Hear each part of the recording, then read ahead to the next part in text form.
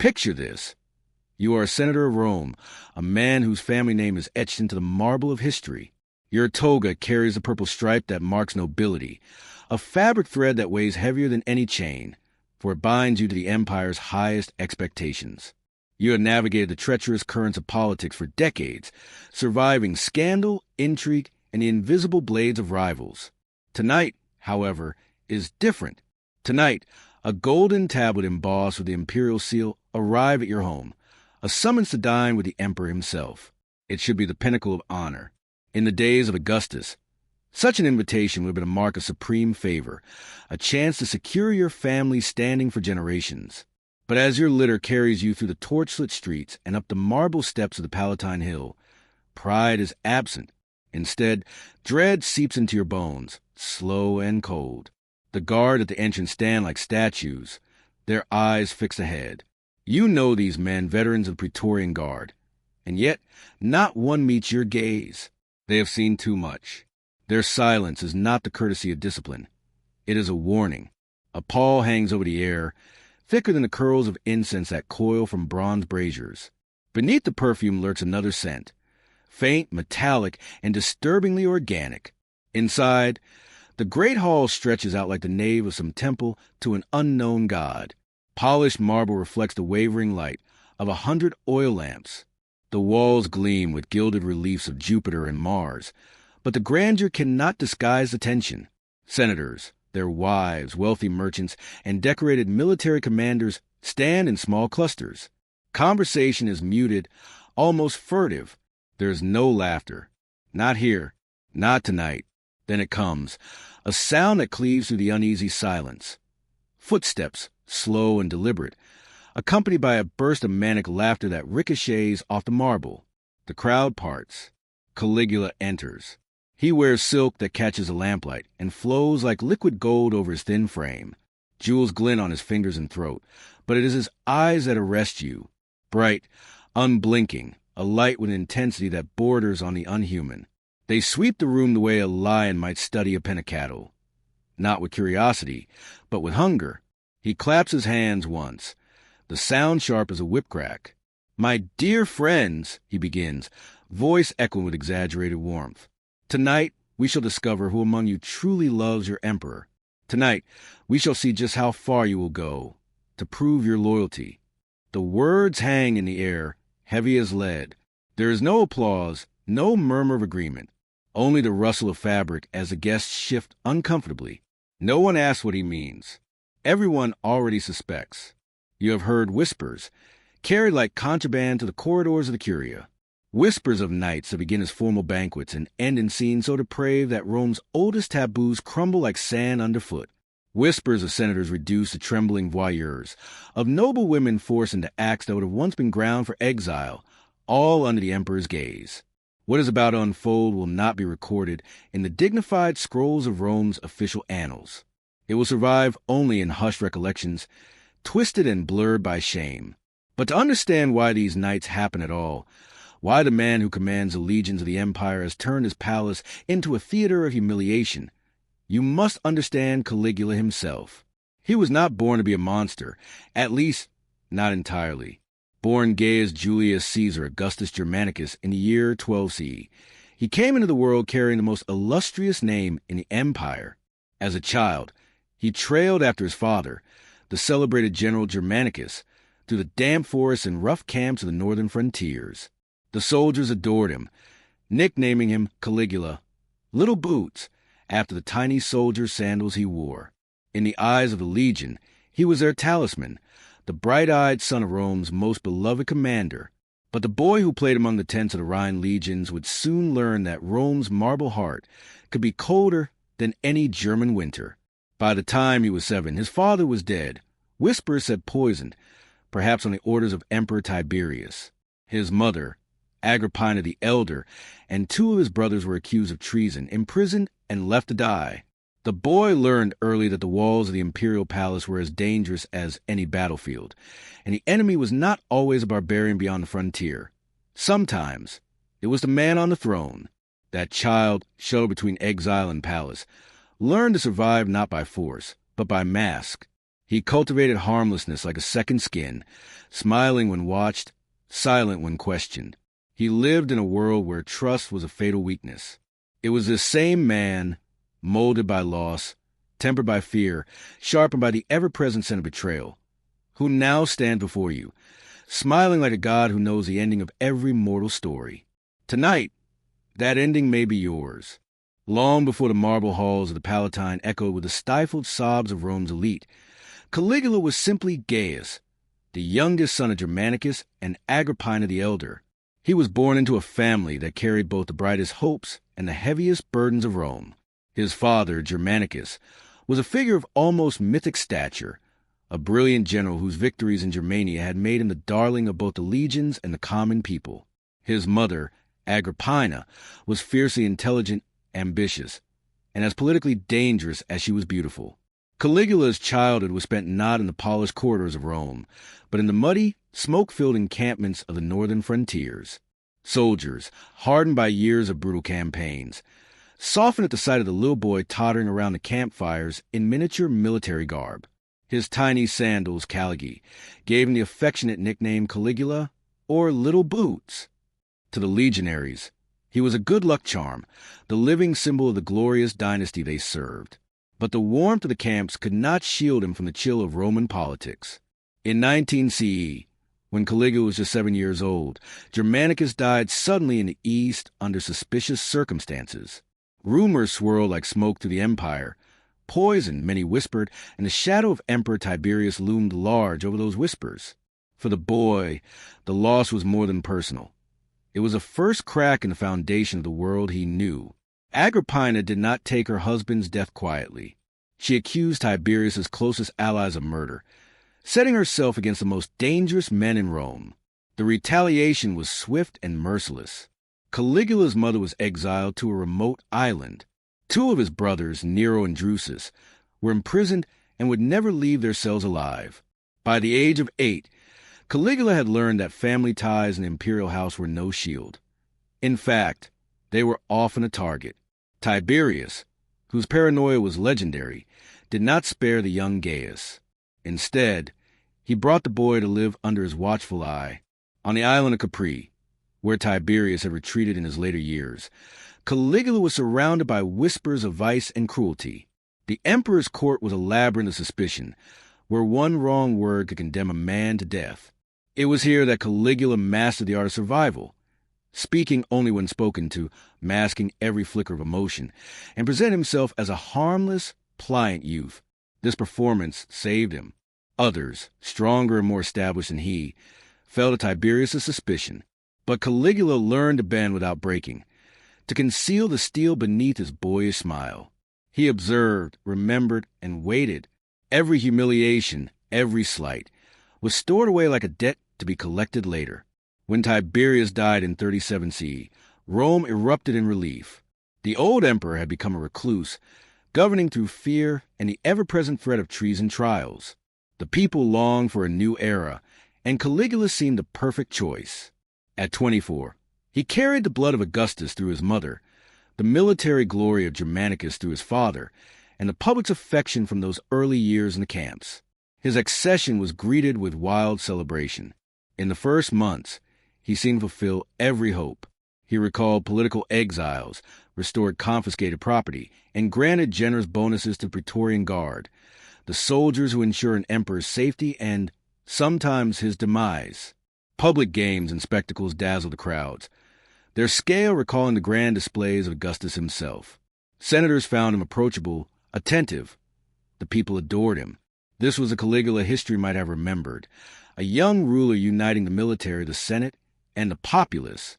Rome had suffered too long under Tiberius' shadow. Now, the sun seemed to rise again over the empire, but the light would not last. Beneath the public generosity, something darker stirred. Those who had known him on Capri, those who had watched the boy grow into a man in the shadow of imperial cruelty, recognized a steel glint behind the charm. He had not forgotten the deaths of his parents and brothers, nor the years of calculated silence that had kept him alive. And fate, or illness, was about to strip away the last restraints holding him back. It began in the autumn of 37 CE, only months after his triumphant ascension. At first, it was dismissed as exhaustion, the strain of ceremonies, banquets, and the heavy demands of rule. But within days, the whispers changed. The emperor was gravely ill. Ancient sources speak of a brain fever, a sickness so severe that the empire seemed to pause in collective anxiety. For days, Caligula hovered between life and death. Senators visited temples to offer sacrifices. The streets filled with processions of citizens praying for his recovery. In taverns, veterans spoke of omens in the sky, a blood-red sunset, a sudden flock of ravens over the Tiber, as if the gods themselves were watching Rome's fate with unease. When at last he rose from his bed, the city erupted in celebration. Temples overflowed with offerings, and the people hailed his survival as divine favor. But those closest to him saw something others did not. The man who emerged from that sick room was not the same man who had entered it. Some historians, writing decades later, speculated that the illness had damaged his mind. Others believed the sickness simply stripped away the thin veneer of restraint that had kept his darker impulses in check. Whatever the cause, the transformation was unmistakable.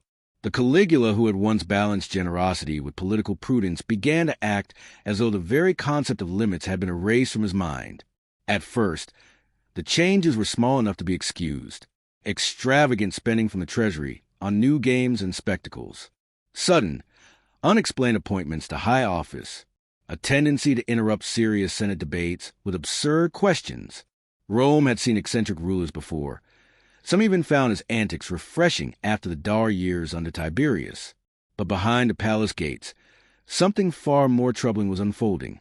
The palace staff, men and women who had served the imperial household for years, found themselves subject to the emperor's whims, many of which turned sexual.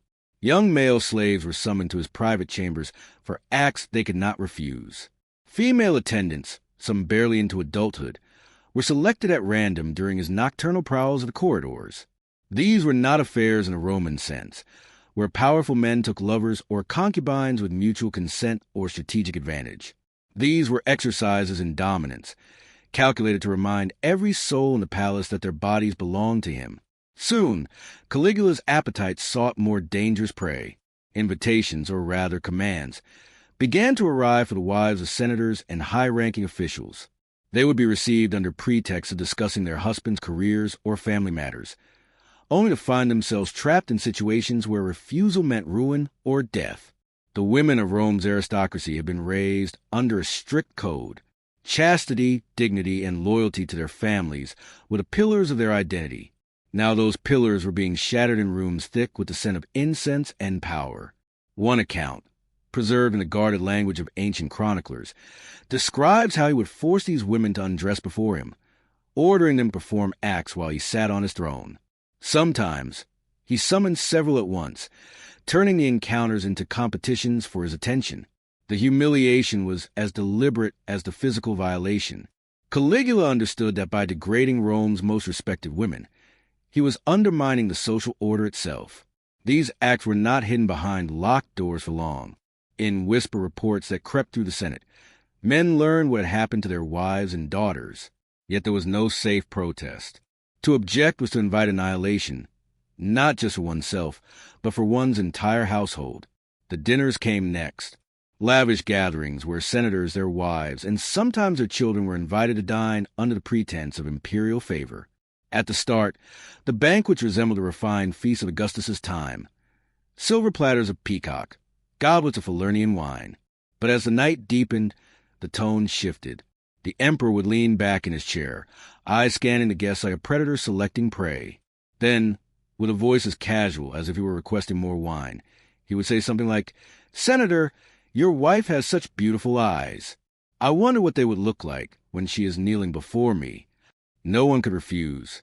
The senator would sit rigid, every muscle locked, as his wife was led away. Or worse, as the act took place within view, his children present at the same table.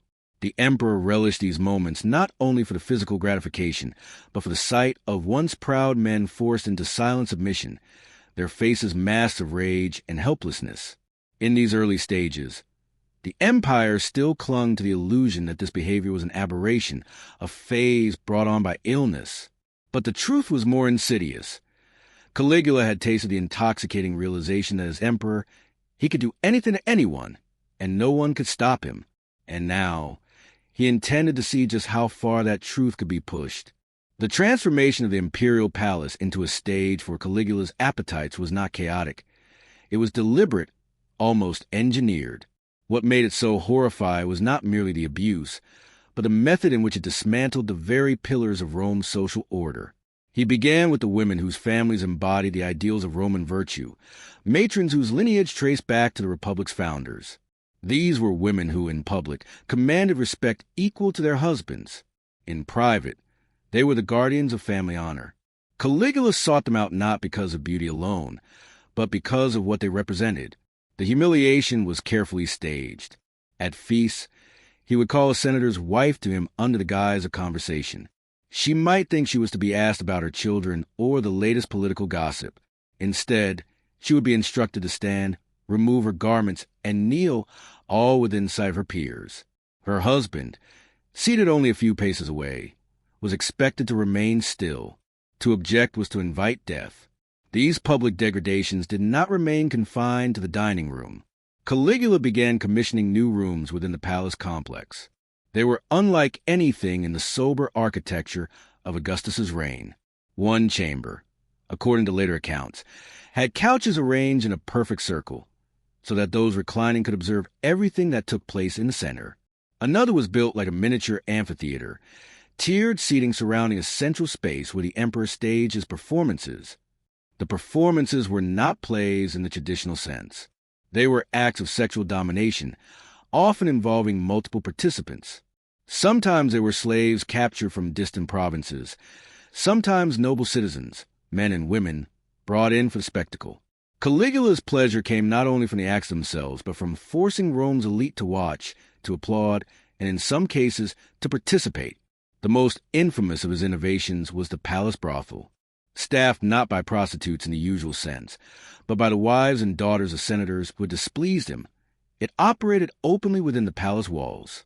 Visitors, foreign dignitaries, imperial guests, even common soldiers, could be granted the use of these women as a form of entertainment. To decline the emperor's offer was an insult. To accept was to be complicit in the degradation of Rome's nobility. In this way, Caligula blurred the boundaries between governance and debauchery. The Senate, which had once been the austere heart of Roman lawmaking, became an audience chamber for his cruelties. Formal political meetings were sometimes interrupted by the emperor, demanding that certain senators' wives perform sexual acts before the assembly. Legislation might be debated with the moans and cries of unwilling women in the background, a deliberate contamination of the sacred act of governance. Religion, too, was corrupted. Caligula declared himself a living god, an incarnation of Jupiter on earth, and insisted that ceremonies in his honor include sexual rites. Priestesses sworn to chastity were ordered to violate their vows in public acts, framed as offerings to the divine emperor. Ancient festivals that had for centuries been occasions of solemn piety were recast as orgiastic revels, with unwilling participants drawn from the highest families of Rome. Marriage, the bedrock of Roman family life, became another arena for his power. He married and divorced with dizzying speed, using each union as an excuse to humiliate the bride's family. One account describes him forcing a bride's father to watch as he consummated the marriage in front of the assembled guests. Such spectacles were designed not just to satisfy his appetites, but to make an example. In Caligula's Rome, there was no sanctuary, no private sphere beyond his reach. Even architecture bore the imprint of the perversion of power. Visitors noted that the new palace chambers were designed to facilitate surveillance and display. Multiple entrances allowed the emperor to bring in unexpected audiences to witness his encounters. Walls and furniture were arranged to ensure maximum visibility from every angle. It was as if the building itself had been transformed into an instrument of humiliation. For Caligula, sex was never merely sex. It was a weapon, a way to dismantle the invisible bonds that held Roman society together. The Senate's authority, the sanctity of religion, the stability of marriage, all were reduced to tools for his amusement. The more sacred the institution, the greater the satisfaction in defiling it, and the further he pushed, the clearer it became. He was no longer content with breaking individuals. He was dismantling Rome itself, one ritual, one law, one family at a time.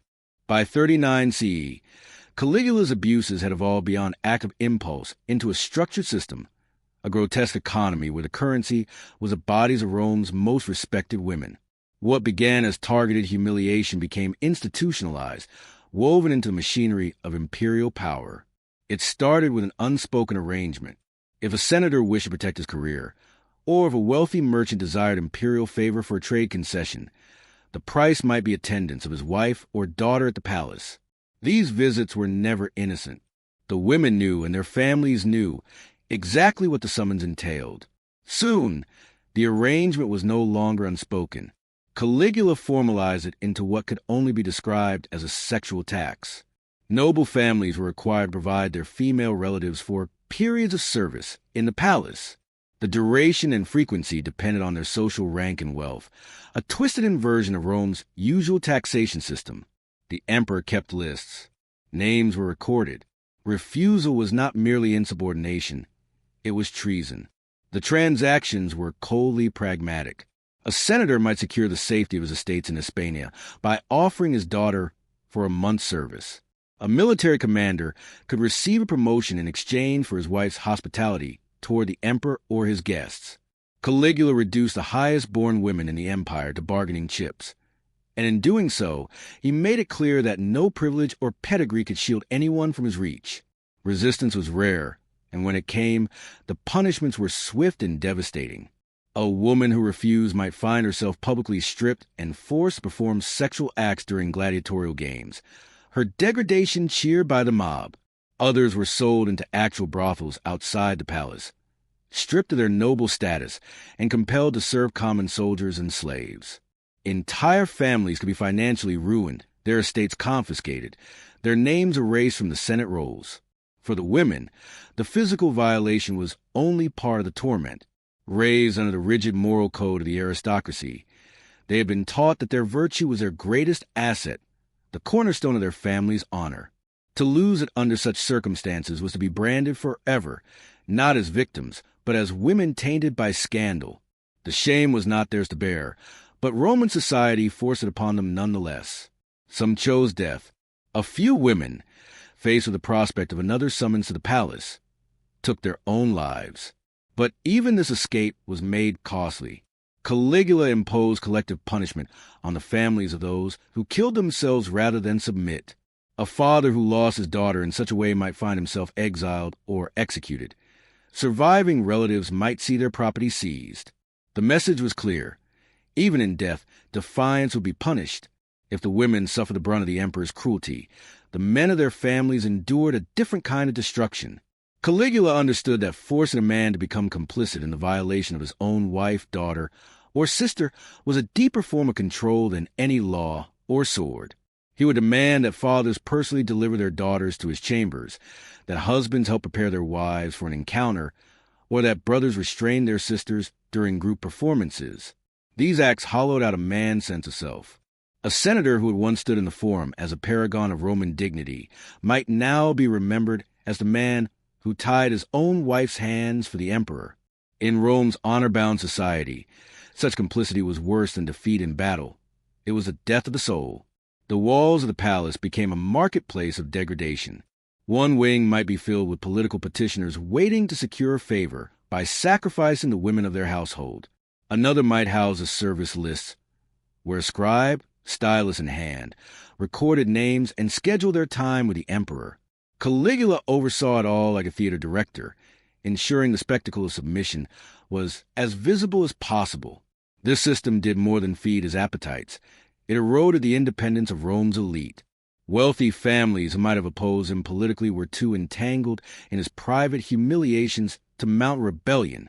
Every man was compromised. Every woman's silence bought with the ruin of her family should she speak. In this way, Caligula did not merely rule through fear of death. He ruled through fear of dishonor, a fear so deeply rooted in the Roman psyche that it reached beyond the grave, staining a family's name for generations. And while the present generation was being broken, the next was already being corrupted. For Caligula's system of sexual control did not end with adults. The eyes of the emperor had begun to fall on children. If Caligula's domination of Rome's adult elite shattered the social order, his intrusion into the lives of their children poisoned its future. Ancient sources, careful with their language, speak only in suggestion, but the implications are chilling. Boys and girls from the most prestigious families were summoned to the palace, ostensibly to attend festivals, feasts, or private entertainments. In reality, they were being drawn into a world where innocence itself was a casualty of imperial power. Some children were forced to witness acts that no child should see, their parents degraded, their mothers humiliated before strangers. The emperor seemed to take a particular pleasure in making these spectacles family affairs, ensuring that shame would be shared across generations. A boy who watched his father sit motionless while his mother was abused learned not only about cruelty, but about powerlessness. A girl who saw her brothers deliver her to the emperor's chamber learned that family loyalty could be broken, reshaped into obedience to a higher, more dangerous authority. There were darker accounts still, of minors made participate directly in the rituals that had become a hallmark of Caligula's reign. For those children, the trauma was not merely emotional but physical, their understanding of human intimacy forever warped by experiences in the palace. Many would grow into adulthood unable to form healthy attachments, their personal boundaries dissolved by the emperor's calculated violation of trust. Others, shaped by this environment, would become perpetrators themselves, carrying the cycle of exploitation into their own positions of power. Caligula's genius for corruption did not stop at personal contact. He cloaked his abuse in the language of religion, binding it to the cult of his own divinity. Declaring himself the living embodiment of Jupiter, he decreed that sexual acts performed in his honor were acts of worship. Participation was framed not as submission to a man, but as devotion to a god. Temples within the palace complex were refitted for these purposes. Their altars were not for sacrifice of grain or incense, but for the staged offerings of human bodies. Priestesses, some of whom had sworn vows of chastity in the service of Rome's traditional gods, were ordered to break them as acts of piety toward the divine emperor. The rituals were elaborate, with prescribed roles for spectators, attendants, and participants. Those who hesitated risked being branded impious. A charge in the Roman world could end careers, confiscate property, or cost lives. This fusion of religion and abuse gave Caligula's practices a perverse legitimacy. Fathers who might balk at sending their daughters to the emperor could be told they were sending them to serve the gods. Mothers who might resist could be accused of blasphemy. Even children were initiated under this pretense, told they were being welcomed into divine mysteries, a grotesque distortion of the rites that had once bound Roman society together in shared belief. Worse still, the emperor's appetite spread beyond the palace walls. Provincial governors, military commanders, and other imperial agents were encouraged to establish their own courts modeled after his. In the provinces, where imperial power was already absolute, this often meant entire communities living in fear that their wives, daughters, or sons might be selected for service to the governor in Rome's name. Some officials saw this as an opportunity to prove loyalty to the emperor. They sent reports back to the capital detailing the scope of their own excesses, hoping to impress him. Others used it as a means of political control, rewarding allies with access to their victims, punishing rivals by targeting their families. In this way, sexual exploitation became not just a personal vice of the emperor, but an instrument of governance across the empire. The result was an atmosphere of constant dread. In Rome, a noble family might receive an imperial summons and know exactly what it meant. In Antioch or Alexandria, a provincial family might receive one from their governor and understand it meant the same. The emperor's will, expressed in this most intimate of violations, had become an empire-wide reality. And yet, for all its reach, the system was fragile. Every humiliation, every abuse deepened the resentment simmering beneath the surface of Rome's ruling class. Senators who had endured in silence began to look toward each other with new eyes, seeing not rivals but fellow sufferers. Even among the Praetorian Guard, whispers of discontent began to stir.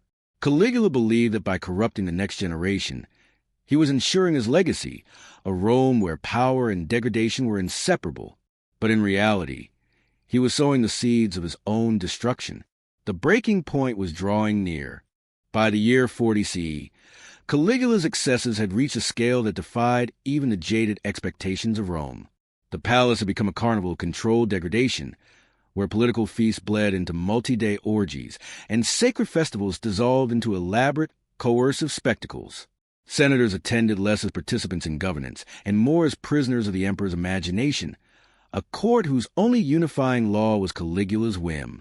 But it was his ambition to universalize these practices that finally tipped the balance. He began openly discussing plans to make the sexual rites of his personal cult an official, empire-wide religion. All citizens, from the senators in Rome to farmers in the provinces, would be required to take part in acts of devotion, a polite euphemism for ceremonies he had refined in the palace. Participation would be not just expected but mandatory, a ritual proof of loyalty to the emperor god. Even in an empire accustomed to autocracy, this was too much.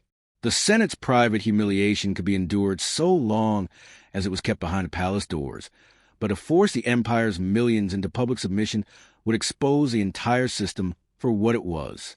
For the first time, Caligula's cruelty threatened to unite his enemies. The conspiracy formed quietly. Its members came from every corner of his inner circle. Senators stripped of dignity, praetorian officers dishonored by the emperor's treatment of their wives, and even courtiers who had once enjoyed his favor but now feared his next whim. For some, it was political necessity. For others, revenge. For a few, it was personal, a reckoning for family members destroyed in the emperor's theater of power. On January 24th, 41 CE, the trap was sprung. Caligula, moving through one of the palace's underground passageways after attending the theater, was surrounded. The assassins struck without hesitation, blades finding their mark in the sudden darkness. Ancient sources tell of multiple wounds, so many that it was impossible to say whose strike was fatal. In those narrow corridors, the man who had forced Rome to kneel was reduced to a bleeding body on the cold stone floor. But death did not end his reign in the way his victims might have imagined. The new emperor, Claudius, inherited not just the throne, but the poisoned legacy of Caligula's crimes. The evidence was everywhere. Rooms designed for sexual torture, ledgers recording the service of noble women, collections of explicit artwork depicting identifiable victims. Much of it was destroyed quietly, not to protect Caligula's memory, but to shield the victims and their families from further humiliation. The erasure extended to the historical record. Chroniclers spoke of Caligula's vices and extravagances, but rarely of the specific acts, using euphemism and omission to avoid scandal. In a society where family honor was as valuable as land, many survivors and their kin had every reason to keep silent. To speak would be to relive the shame, and to risk the ruin of what little remained of their status.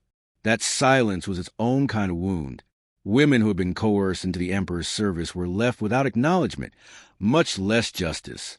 Men who had been forced into complicity carried a memory like a hidden brand, one that could never be spoken of in public. Children who had witnessed or endured abuse learned early that their suffering was unspeakable. The trauma lived on behind closed doors, passing glances, and in the strange, brittle distance between family members.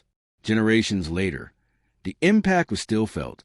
Marriages shattered by betrayal never healed. Sons raised in a world of forced submission became fathers who understood power as something to be wielded without mercy. Daughters learned that safety was a fragile illusion, dependent on the favor of men more dangerous than any declared enemy. The ruin of Rome's elite under Caligula was not just political. It was psychological. He had proven that the structures that bound the empire together, law, religion, family, could be inverted and weaponized by a single man. He had shown future rulers the devastating utility of sexual exploitation as a tool of governance. And though few would dare to match his extremes, the precedent had been set.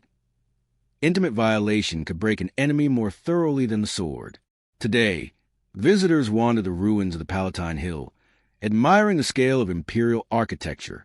Guides speak of marble courtyards and banqueting halls, of aqueducts and fountains. But the stones remember more than water and wine. They remember the echo of a senator's wife's footsteps as she was led to a chamber she could not refuse. The muffled sobs of a young boy seeing his mother shamed. The cold calculation in the eyes of an emperor who saw in every human being not a subject, but a stage prop for his own dominance. Caligula's reign lasted less than 4 years. Its shadow, however, stretched far longer. The lessons it offers are as old as power itself. That the most dangerous tyrants are not those who kill, but those who corrupt. That humiliation can be a more enduring weapon than execution. And that absolute power, left unchecked, will always seek to bend not just the bodies of its subjects, but their spirits. The marble is weathered now. The chamber is open to the sun. But beneath the ruins, the silence still hums. The silence of those who could not speak, whose suffering was buried along with the man who orchestrated it. And if you listen closely, in the stillness of those ancient corridors, you might feel it. The lingering truth that what happened here was not unique to Rome and not confined to the past.